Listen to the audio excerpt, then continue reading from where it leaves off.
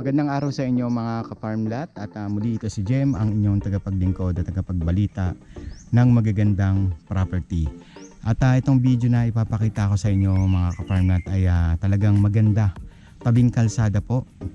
Tapos ito nakikita nyo naman yung kalsada ay rough road. Pero ang gagawin po kasi ng government dito ay gagawin pong national highway. Ang tagusan po nitong kalsada na ito ay hanggang dun sa may Tagkagawan.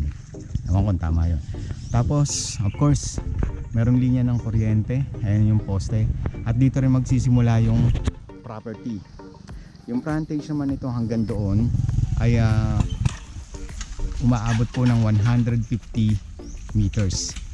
So ito yung property na sinasabi ko, tabing kalsada. Yan.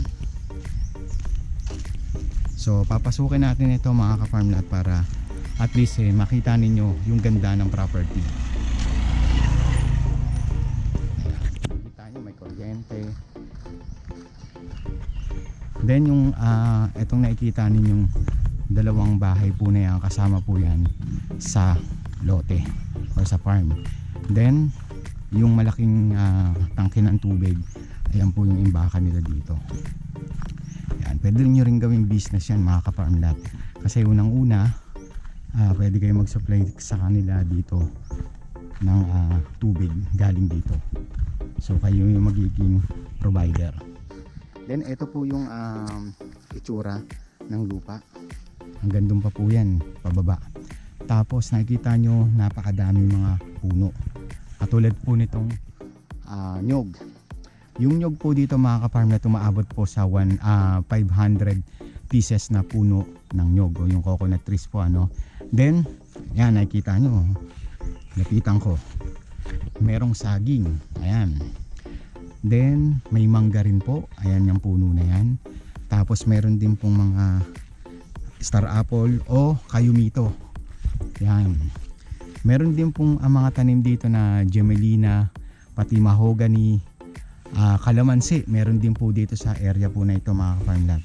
Then pag-usapan naman natin yung layo, no? From Manila hanggang dito sa Lopez, Quezon ay sabihin na natin ay maabot ng 5 hours ang biyahe. So ito, bababa ako ng kaunti pa mga ka-farmland. Yan, kita nyo kung gaano kaganda sa lugar na to. Malamig ang simoy ng hangin at meron din kuryente at source ng tubig. Yan.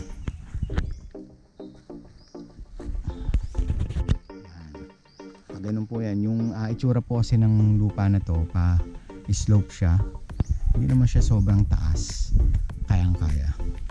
Then yung kinikita po kasi dito ng mga nagkokopra dito, kapag oras po ng koprahan ay umaabot po ng 15,000 po. Ayun po yung sabi nila sa amin. Ayan. At pag-usapan na po natin mga ka-farmlat kung ilan ang total area nito. Nasa 2 hectares po ito mga ka-farmlat, TCT title at sa halagang 2.5 million. TCT title, halaga 2.5 million, 2 hectares. Ayan po. Then napaka dami ng mga nakatanim dito sa area na ito. At sabi rin po ng mga trust dito ay sa baba po nito ay may sariling sapa. Yan, may sariling sapa. So pwede kayong maglagay dito ng inyong fish pond o kaya naman gawin yung source ng tubig. Actually may tangke naman po na malaki kanina, nakita nyo. Tapos ayun, may bahay. Ayan. So medyo siguro konting linis lang ito mga ka-farmland. Napakaganda ng lugar po na ito. Then honest nga po ako sa inyo, yung kalsada talaga dito is rough road pa. So kung pupunta kayo dito mga ka-farmlat, mas maganda ay ang dadalhin yung sasakyan is 4x4 para at least hindi kayo nababalahaw sa kalsada. Umulan man o hindi, at least safe po kayo. Ayan po ang itsura mga ka-farmlat. Hanggang doon pa yan. Doon. Yan. Diba? Paaganda po dito.